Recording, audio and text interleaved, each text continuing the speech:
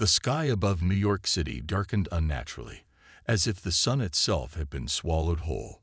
Massive alien ships descended silently, their sleek metallic surfaces glinting ominously in what little light remained. These were no ordinary visitors. They were the Caliph, a race of conquerors who had claimed countless planets across the galaxy. Their reputation preceded them. Wherever they went, civilizations crumbled under their technological might and unyielding resolve. Commander Vera stood at the helm of her flagship, gazing down at Earth through a glowing viewport. Her sharp violet eyes scanned the sprawling cities below, analyzing every detail. She had seen worlds far grander than this one. Planets with towering crystalline forests, oceans that shimmered like liquid gold, and skies painted in colors unimaginable to human minds.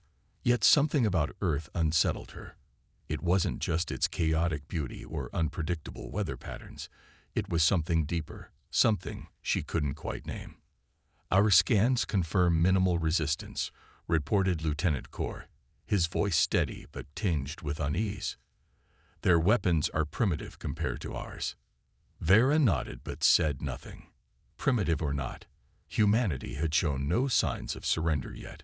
Most species cowered at the mere sight of the Caliph fleet, begging for mercy before a single shot was fired. But humans, they defied expectations. Communications channels buzzed with defiant messages from leaders around the globe. Some called for peace talks. Others issued outright threats. It was chaos, disorganized and loud, but it was also strangely compelling. "Broadcast my message," Vera commanded finally. Her tone left no room for argument. Moments later, her voice echoed across the planet, translated into thousands of languages by advanced algorithms. "People of Earth, we are the Caliph. Your world is now ours. Surrender peacefully, and you will be spared. Resist, and you will face annihilation." Silence followed, for exactly 3 seconds. Then came the response. From Moscow to Mumbai, from Sydney to Sao Paulo, humanity roared back. Protesters flooded streets, holding banners that read, "Not today." Militaries mobilized tanks and fighter jets, though everyone knew they were hopelessly outmatched. Social media exploded with memes mocking the aliens, videos of musicians playing defiant songs, and artists painting murals of unity. Humanity refused to bow. Eris, a young scout aboard Vera's ship, watched the footage with growing fascination. He leaned closer to his console, zooming in on images of people laughing despite the looming threat. Why weren't they afraid? Every other species he'd encountered had quaked in terror at the Caliph's arrival. But these humans, they seemed almost excited, as if the challenge invigorated them. "Commander," Eris ventured hesitantly, turning toward Vera, "do you think maybe they're not as primitive as we assumed?" Vera raised an eyebrow, but didn't respond immediately. Instead, she turned back to the viewport, her expression unreadable. For the first time in centuries, doubt crept into her mind. What kind of species could stare extinction in the face and smile? Outside, the Caliph fleet hovered motionless, casting long shadows over Earth's surface. Below, humanity braced for war, united by fear, anger, and an unshakable belief in their ability to survive. And somewhere between the stars and the soil, two vastly different worlds prepared to collide. The Caliph scouts descended upon Earth in small, sleek vessels that blended seamlessly into the night sky. Their mission was simple: gather data on humanity's capabilities and weaknesses. But as they fanned out across the globe, what they found left them baffled and uneasy. Eris landed his craft near Tokyo, disguising himself using holographic technology to mimic human appearance. He wandered through neon-lit streets crowded with people rushing home after work. Vendors shouted offers for steaming bowls of ramen. Teenagers laughed over handheld devices, glowing with colorful screens, and musicians played lively tunes on street corners. Eris watched it all with a mix of curiosity and confusion. This wasn't how conquered worlds behaved. There was no panic, no despair, just an overwhelming sense of life. He stepped into a bustling cafe, where baristas called out orders in cheerful voices. On one wall hung a mural depicting hands reaching toward a bright sun, painted boldly in shades of orange and gold. Eris stared at it, feeling something stir inside him, a flicker of emotion he couldn't name. Back on his homeworld, art was functional, precise, and devoid of meaning beyond its purpose. Here, it seemed to pulse with energy, as if it carried the heartbeat of an entire species. "Can I help you?" asked a voice behind him. Eris turned to see a young woman smiling warmly, her apron dusted with flour. She held up a tray of pastries, offering him a choice. For a moment, he hesitated. Humans were supposed to be primitive, predictable. Yet here she was, extending kindness without expecting anything in return. "I'll take this one," he said awkwardly, pointing to a pastry shaped like a crescent moon. As he bit into it, flavors exploded in his mouth, sweet, buttery, and unexpectedly comforting. It was unlike anything he'd ever tasted. The woman laughed when she saw his surprised expression. "First time trying croissant?" Eris nodded, unsure how to respond. He quickly paid and left, his mind racing. How could such a fragile species create so much beauty? Why did they share food with strangers? And why did their laughter make his chest feel tight? Meanwhile, other scouts reported similar findings. In the Amazon rainforest, a team discovered tribes who lived in harmony with nature, crafting tools from wood and singing songs passed down through generations. In the deserts of Africa, they stumbled upon communities digging wells by hand, working together despite harsh conditions. Even in war-torn regions, humans showed remarkable resilience, rebuilding homes and lives shattered by conflict. Back aboard the mothership, Commander Vera reviewed the reports with growing unease. Every detail about Earth contradicted everything she knew about conquest. Its ecosystems were chaotic yet balanced, its weather unpredictable but nurturing. Most perplexing of all was humanity itself, a species capable of both destruction and creation, cruelty and compassion. "They adapt too quickly," muttered Lieutenant Kor, scrolling through images of makeshift weapons and guerrilla tactics already being deployed against their forces. "It's unnatural."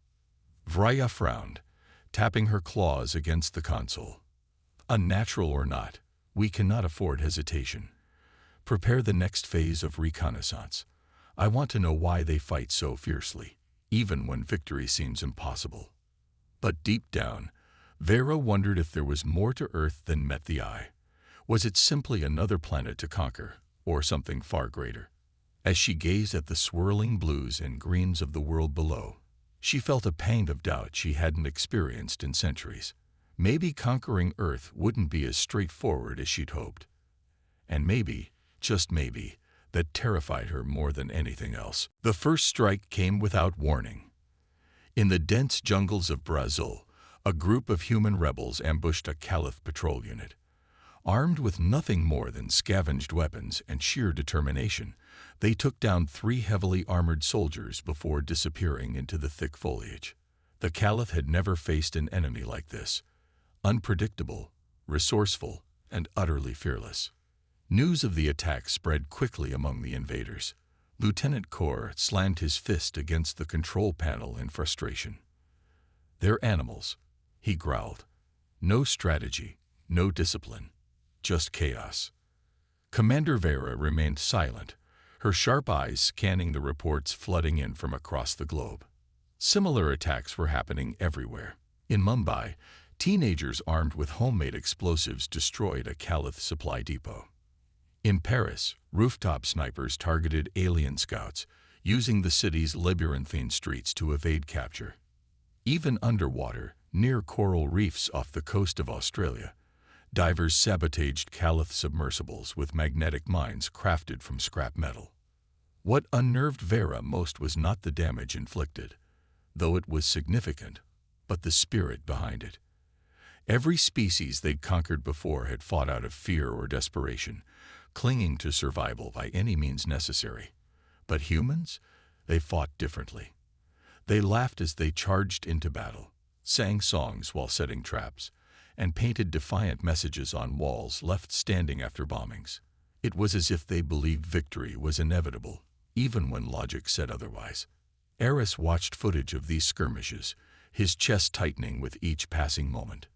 He replayed one video over and over. A young boy, no older than 10, hurling a Molotov cocktail at a towering Caliph mech. The explosion sent the machine crashing to the ground, and the crowd around him erupted in cheers. The boy turned to the camera, grinning wildly, his face streaked with dirt and sweat. "They don't care about dying," Eris muttered under his breath. "They only care about winning." Vera heard him and turned sharply. "Winning what?" she snapped. "Their planet is already lost. Why waste their lives for something so futile?" Eris didn't answer. Instead, he thought about the woman in the cafe, the croissant, the mural, the laughter. Maybe humanity wasn't fighting just for land or resources. Maybe they were fighting for something deeper, something the Caliph couldn't understand. On the other side of the world, Dr. Elena Rice stood in a makeshift command center buried deep beneath Chicago. Around her, engineers and hackers worked tirelessly to reverse engineer captured Caliph tech. She held up a small device, a crude but functional jammer capable of disabling alien communication systems for minutes at a time. "This changes everything," she told her team, her voice steady despite the exhaustion etched on her face. "We hit them where it hurts. Supply lines, communications, morale. Make them doubt themselves." Her words echoed across the resistance network. Guerrilla fighters coordinated strikes with newfound precision, targeting weak points in the Caliph's seemingly impenetrable defenses. Each success fueled humanity's resolve, turning scattered acts of defiance into a global uprising. For the first time in centuries, the Caliph began to feel fear, not because of superior technology or overwhelming numbers, but because of something far simpler: the unyielding will of a species that refused to give up. As another rebel group launched a midnight raid on a Caliph outpost, Vera stared at the glowing image of Earth on her viewport. Her claws dug into the console as she whispered softly, almost to herself, "What are you, humanity? And why do you make me question everything I've ever known?" The war was far from over, but for the first time, the outcome felt uncertain. Commander Vera sat alone in her private quarters, staring at a holographic display of Earth's history. The data streamed endlessly before her: ancient texts, faded photographs, and fragmented recordings of humanity's darkest moments. Wars that scorched entire continents, plagues that wiped out millions, environmental collapses that turned lush forests into barren wastelands. Yet through every catastrophe, humanity had risen again, rebuilding what was lost and emerging stronger. "How is this possible?" she murmured, her voice barely audible over the hum of the ship. Each record told the same story: destruction followed by renewal, despair giving way to hope. It defied logic. Other species crumbled under such trials, their will broken forever. But humans, they thrived on adversity. Her thoughts were interrupted by Eris entering the room. He hesitated briefly, sensing her unease, but stepped forward nonetheless. "Commander," he began cautiously, "I've analyzed more human behavior patterns. Their resilience, it's not just physical, it's emotional, cultural. They draw strength from each other." Vera raised an eyebrow. "Explain." Eris gestured toward the holograms floating between them. "Look at these images, the ones where they rebuild after disasters. Families working together, communities sharing food and shelter, artists painting murals to inspire hope, music played during funerals to celebrate life. These aren't random acts. They're deliberate choices to connect, to create meaning even in the face of loss." Vera leaned back, her expression unreadable. "Meaning," she repeated slowly. The word felt foreign on her tongue. Meaning wasn't something the Caliph valued. Their empire was built on efficiency, order, and domination. Emotions like joy, grief, or love were considered distractions, weaknesses to be eradicated. Determined to understand further, Eris volunteered for another reconnaissance mission. This time, he landed in a remote village nestled in the Himalayan mountains. Snow blanketed the rooftops, and smoke curled lazily from chimneys as villagers prepared for the evening meal. Disguised once again, Eris wandered into the heart of the settlement, where elders gathered around a crackling fire. One elderly man noticed him standing quietly nearby and beckoned him closer. "You look lost, traveler," the man said kindly, patting the ground beside him. "Come, share our warmth." Eris hesitated but eventually sat down. The group welcomed him warmly, offering bowls of hot stew and stories of survival. One woman spoke of how her family had fled their home during a landslide, carrying nothing but seeds saved from their crops. Another recounted how neighbors came together to dig tunnels after an avalanche trapped half the village. Through tears and laughter, they shared tales of unity and perseverance. "What keeps you going?" Eris asked finally, unable to contain his curiosity. "Why do you keep fighting when everything seems hopeless?" The elder smiled gently. "Because we have no choice. We are bound to each other, to our ancestors who struggled before us, and to those who will come after. Giving up would mean betraying them all." That night, as Eris returned to his ship, those words echoed in his mind. Humanity didn't fight because they believed they could win. They fought because surrender meant abandoning everything they held dear, their connections, their dreams, their shared humanity. Back aboard the mothership, Eris relayed his findings to Vera. She listened intently, her claws tapping rhythmically against the console. When he finished, she stared at him for a long moment. "Do you think they'll ever stop resisting?" she asked quietly. Eris shook his head. "No, not unless we take away what makes them human." Vera turned away, gazing at Earth through the viewport. For the first time, she saw it not as a planet to conquer, but as a puzzle she couldn't solve. And deep down, she wondered if solving it might cost her more than she was willing to pay. Eris couldn't shake the weight of what he'd learned in the Himalayan village. The stories, the laughter, the unbreakable bonds between humans, it all lingered in his mind like a haunting melody. As he stood alone in an observation deck aboard the mothership, staring at Earth's glowing surface, he realized something terrifying. Humanity wasn't just resisting the Caliph. They were exposing cracks in their empire, cracks that had been there all along. He needed to act. But how? Betraying his own people could mean death, or worse, exile. Yet doing nothing meant becoming complicit in the destruction of a species that had shown him kindness and courage. His thoughts were interrupted by a soft chime from his communicator. A message blinked on the screen. "If you want answers, meet me." Attached was a set of coordinates deep within human-controlled territory. Eris hesitated, his claws trembling as he hovered over the accept button. Finally, curiosity and guilt won out. He activated the cloaking device on his scout ship and descended toward Earth. The meeting point turned out to be an abandoned subway station beneath New York City. Flickering fluorescent lights cast eerie shadows across the damp walls. Standing at the center of the platform was Dr. Elena Reyes, her arms crossed tightly over her chest. Her dark eyes narrowed as Eris stepped into view, his disguise flickering slightly. "You're either very brave or very stupid," she said, her tone sharp but not unkind. "I'm both," Eris admitted, lowering his holographic veil.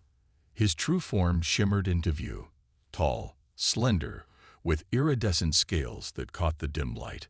"I know why you fight, and I think I can help." Elena studied him for a long moment before nodding. "Talk fast. If my team finds you here, they'll kill you before I can explain." Eris wasted no time.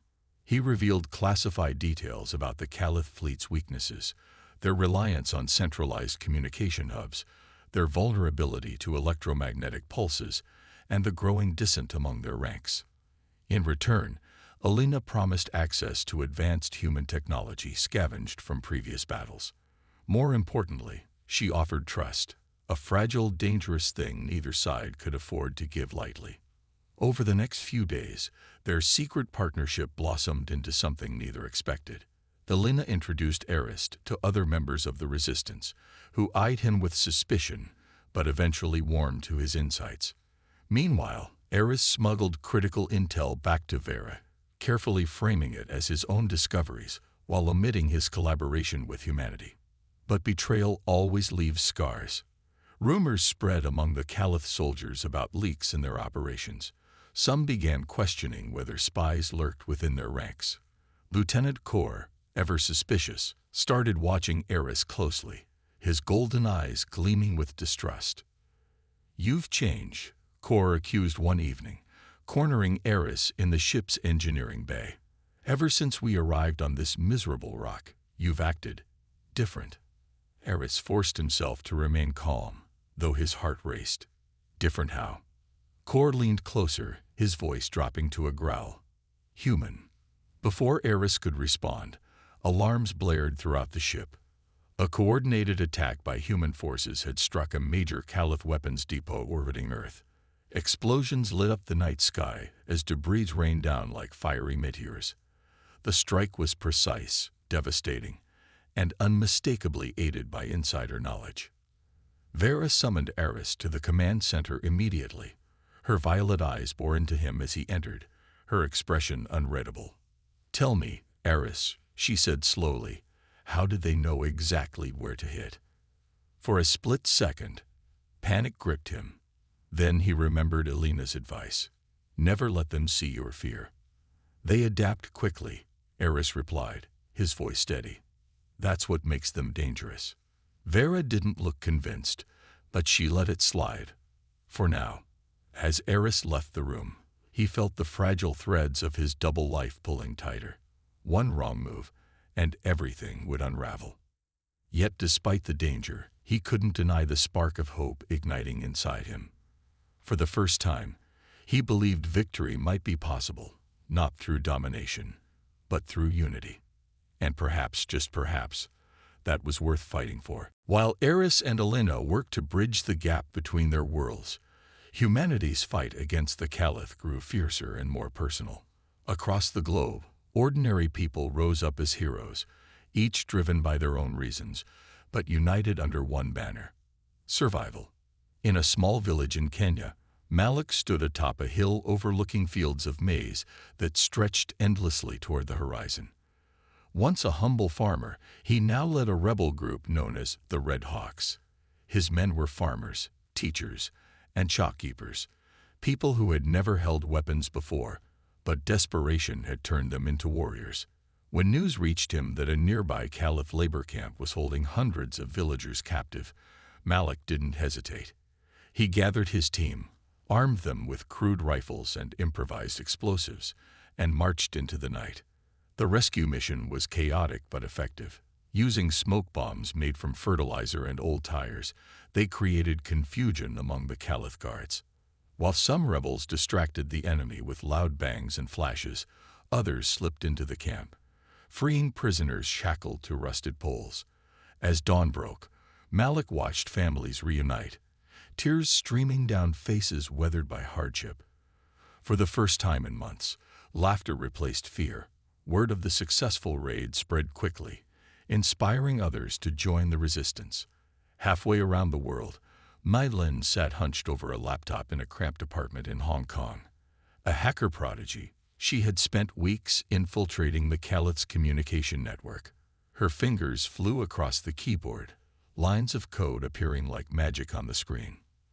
With every keystroke, she disabled surveillance drones, jammed alien signals, and rerouted supply shipments meant for Caliph troops. Though her work was silent and unseen, its impact rippled far beyond her tiny room. Rebel fighters credited her hacks for countless victories, calling her the Ghost, because no one could trace her movements. But not all acts of defiance were violent or technical. In Rio de Janeiro, 12-year-old Sofia painted murals on crumbling walls, transforming ruins into symbols of hope.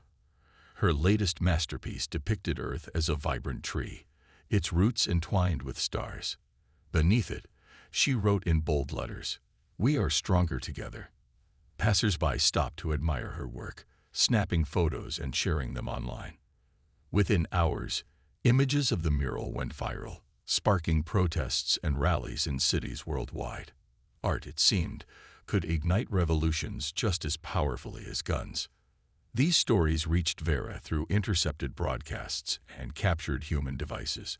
She watched videos of Malik leading chants at rallies, Maiden's name whispered in hushed tones among rebel leaders, and Sophia's murals replicated on flags carried into battle. Each act of bravery chipped away at the Caliph's sense of invincibility. Even Lieutenant Kor, usually stoic, admitted grudgingly, "They're not fighting like animals anymore.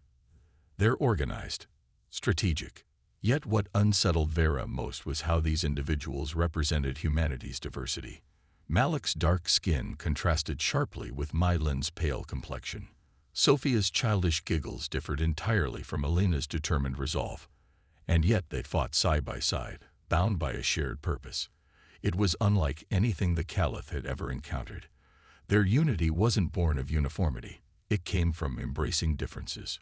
One evening, Eris found himself staring at a video of Sophia painting her mural.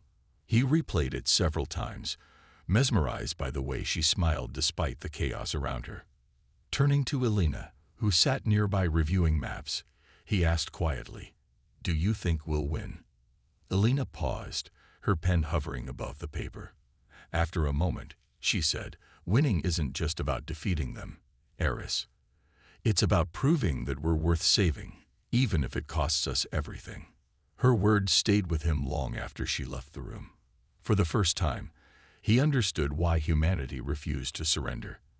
They weren't fighting for land or resources. They were fighting for something far greater, the right to exist as themselves, flaws and all. And perhaps, deep down, that was something even the Caliph couldn't destroy. Tensions aboard the Caliph mothership reached a boiling point. Commander Vera paced the command center, her claws clicking against the metallic floor as she reviewed the latest reports of human resistance. Every day brought new setbacks, supply lines disrupted, communication networks hacked, and entire outposts wiped out by guerrilla attacks. Humanity wasn't just surviving. They were thriving in chaos, adapting faster than the Caliph could counter. "Enough," Vera growled, slamming her fist onto the console. "This cannot continue." Lieutenant Kor stepped forward, his golden eyes glinting with frustration. "Commander, we've given them enough chances. It's time to unleash the full force of our fleet. Burn their cities to ash if we must." Vera hesitated. The thought of obliterating Earth filled her with unease, not because she feared humanity, but because she doubted whether such destruction would solve anything. She had seen what humans could create: art, laughter, unity. Could an empire built on domination truly erase that without losing something of itself? Before she could respond, alarms blared throughout the ship. A massive energy spike had been detected near the moon, a human-made weapon charging for an attack. Panic rippled through the crew as they scrambled to assess the threat. "This is it," Kor snarled. "Their last stand." But Vera saw an opportunity. Turning to Eris, who stood quietly in the corner, she ordered, "Prepare my shuttle. I'm going down there." Kor's jaw dropped. "Commander, you can't."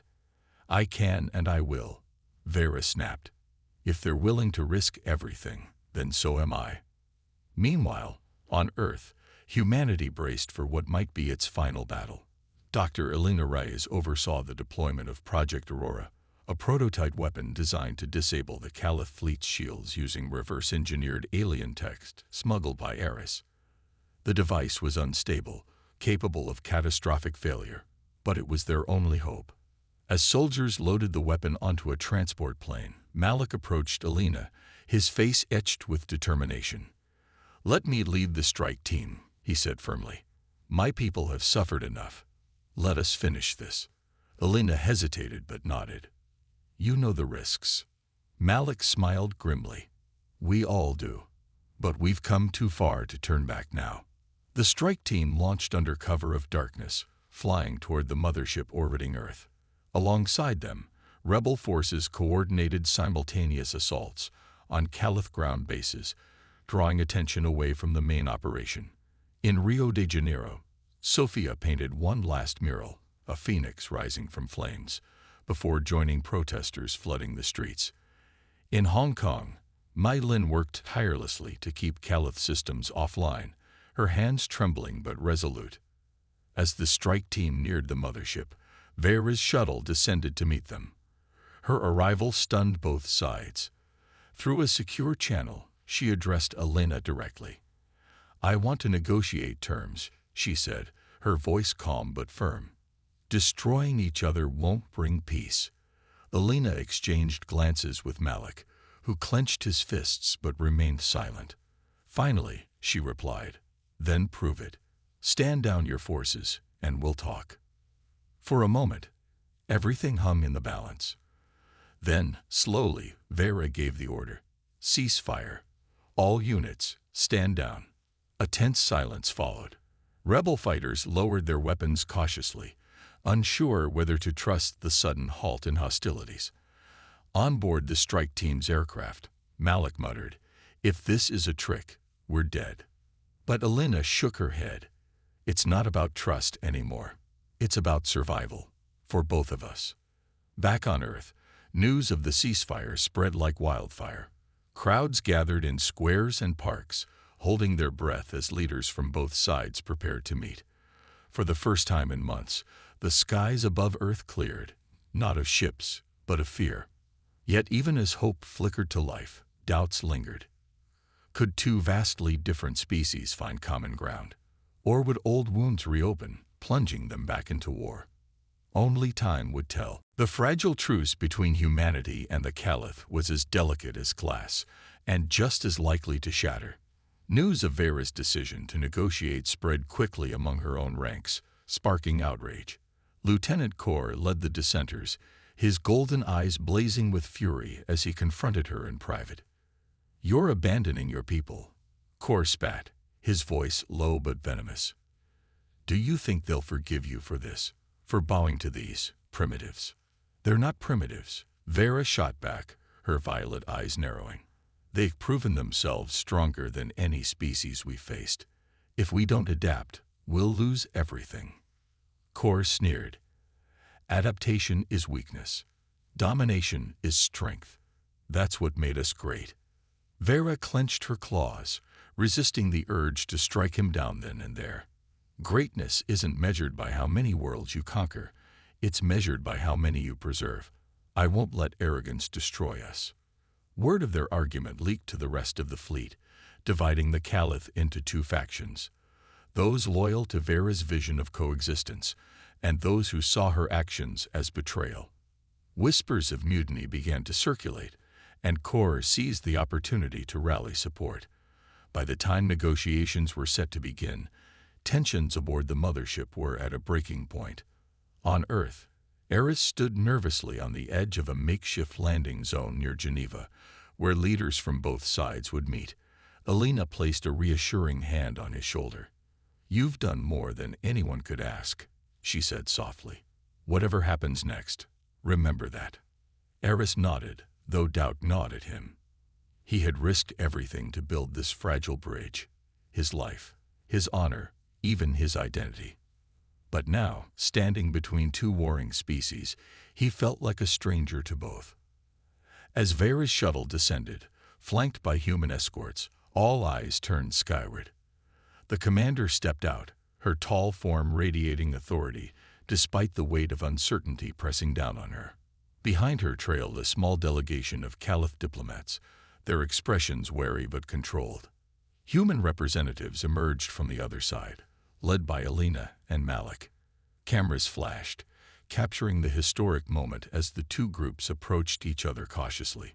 For a brief second, it seemed possible that peace might prevail. But betrayal has a way of striking when hope feels closest. Before the talks could begin, alarms blared across the landing zone. A rogue Caliph patrol unit, loyal to Kor, launched an unprovoked attack on nearby rebel forces. Explosions rocked the area, sending debris flying and scattering the crowd. Chaos erupted as humans scrambled for cover, while Caliph soldiers grappled with conflicting orders. In the confusion, Eris spotted Kor leading the assault, his weapon trained on Alina. Without thinking, Eris leaped forward, shoving her out of harm's way just as a plasma bolt seared past. The blast grazed his arm, leaving a smoking wound, but he ignored the pain. "Why?" Alina gasped, staring at him in shock. "I chose my side," Eris replied through gritted teeth.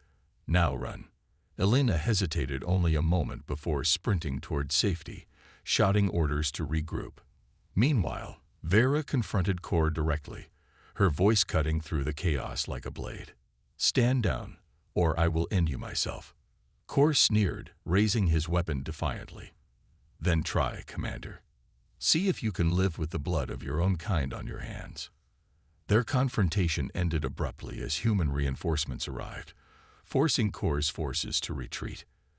As the dust settled, Vera turned to find Eris kneeling beside Alina, his injuries severe but survivable. His betrayal of the Caliph was undeniable now, and whispers of exile, or worse, circulated among the remaining crew. Yet instead of condemnation, Vera offered him a nod of quiet respect.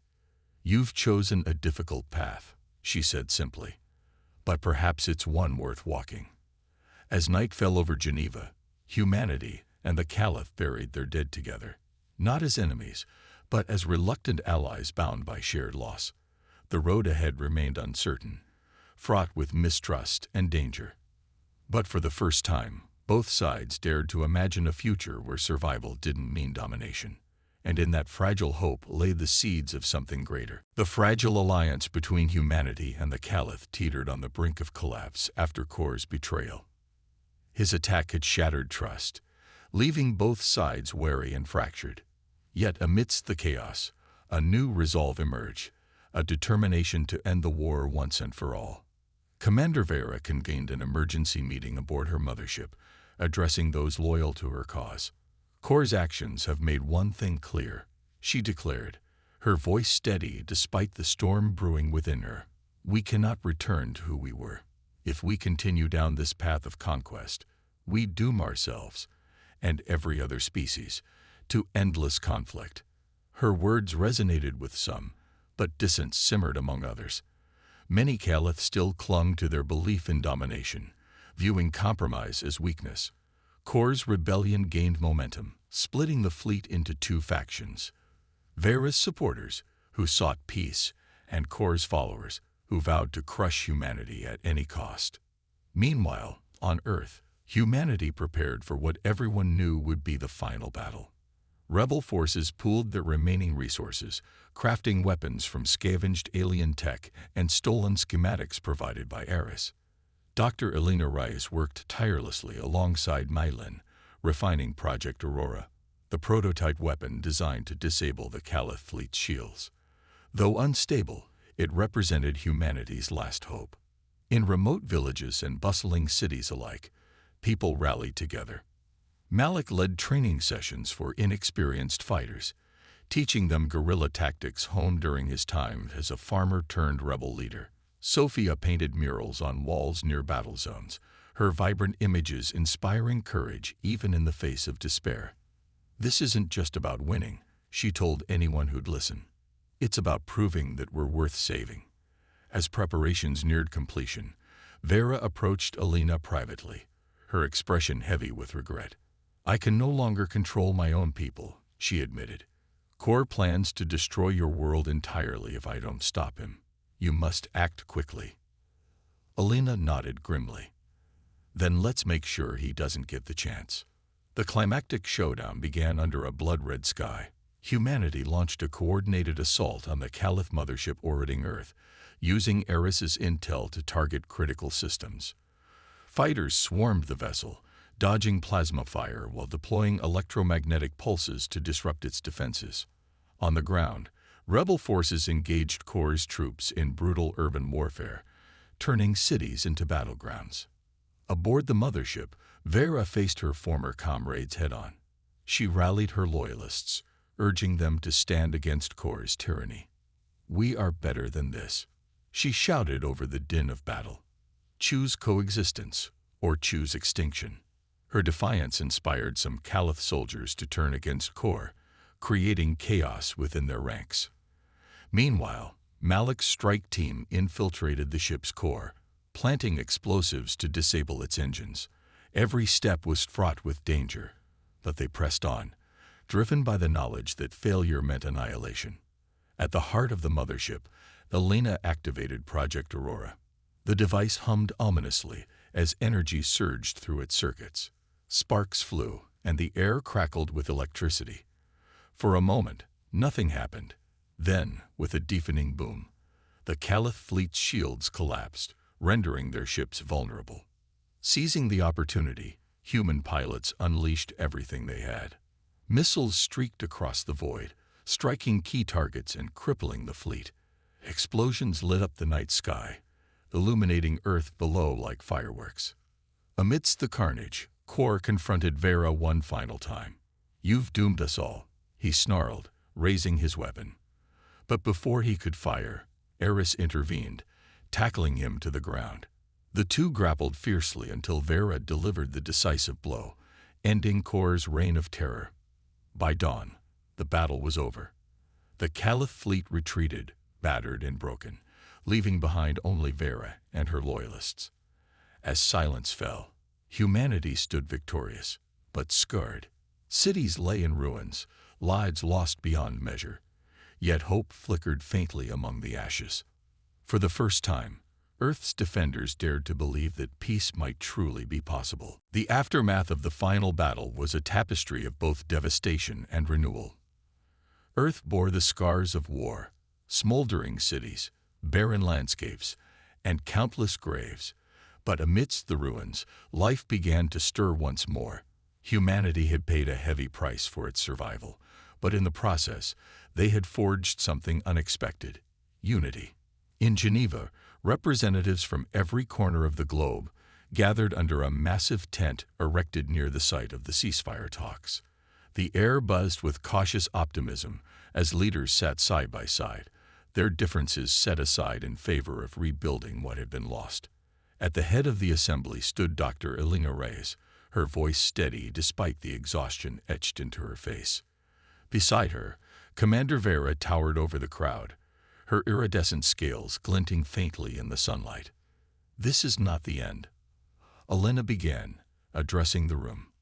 "It's the beginning. We've proven that we can fight together, and now we must learn to live together." Vera stepped forward, her violet eyes scanning the sea of human faces. For centuries, she had led her people through conquest, believing strength lay in domination. But here, surrounded by survivors who refused to give up even when hope seemed impossible, she saw a new kind of power, one rooted in resilience, compassion, and cooperation. "My people have made mistakes," Vera admitted, her tone softer than anyone had ever heard it. "We came to your world seeking control, but instead, you have taught us humility. If there is to be peace between our species, it must start with understanding, not domination." Her words were met with silence at first, then scattered applause. It wasn't forgiveness. It couldn't be, not yet, but it was a step toward healing. Eris found himself caught between two worlds, no longer fully Caliph nor entirely accepted by humanity. Yet he didn't feel lost. Instead, he felt purposeful. Working alongside Elena and Malik, he helped translate ancient Caliph texts into human languages, sharing knowledge about sustainable technologies and interstellar travel. His betrayal of his own kind weighed heavily on him, but the gratitude in people's eyes reminded him why he'd chosen this path. One evening, as the sun dipped below the horizon, Eris walked along a quiet beach with Sophia. The young artist had painted murals across the walls of refugee camps, turning makeshift shelters into colorful sanctuaries. Now she carried a sketchpad, capturing the waves lapping at the shore. "Do you think they'll ever trust us?" Eris asked, gesturing toward the distant stars where the remnants of the Caliph fleet lingered. Sophia smiled softly, her brush moving rhythmically against the paper. "Trust takes time, but look how far we've come already. Maybe someday they'll see us not as enemies, but as equals." Her optimism warmed him, even as doubt lingered. Change wouldn't happen overnight, but perhaps that was okay. Perhaps the journey mattered more than the destination. Across the planet, communities worked tirelessly to rebuild. In Kenya, Malik returned to his village, planting seeds in fields that had lain fallow during the war. Children ran barefoot through rows of maize, laughing freely again, a sound he hadn't realized he'd missed until now. In Hong Kong, Mai Lin dismantled old surveillance systems, repurposing them to monitor environmental recovery efforts. And in Rio de Janeiro, Sofia unveiled her latest mural, a sprawling depiction of Earth rising above storm clouds, cradled gently by outstretched hands. News of the Caliph's retreat spread beyond Earth, sparking debates among other alien civilizations. Some condemned Vera's decision to ally with humanity, while others admired her courage in choosing coexistence over conquest. Exiled from her empire, Vera chose to remain on Earth, seeking redemption and learning from those she once sought to dominate. She became an ambassador of sorts, bridging the gap between humans and the remaining Caliph loyalists. As months turned into years, humanity emerged stronger, not because they had defeated an enemy, but because they had discovered their own capacity for unity. They celebrated not just survival, but the promise of a brighter future. And so, beneath skies once darkened by warships, Earth began anew. The scars remained, but so did the hope that tomorrow could always be better than today.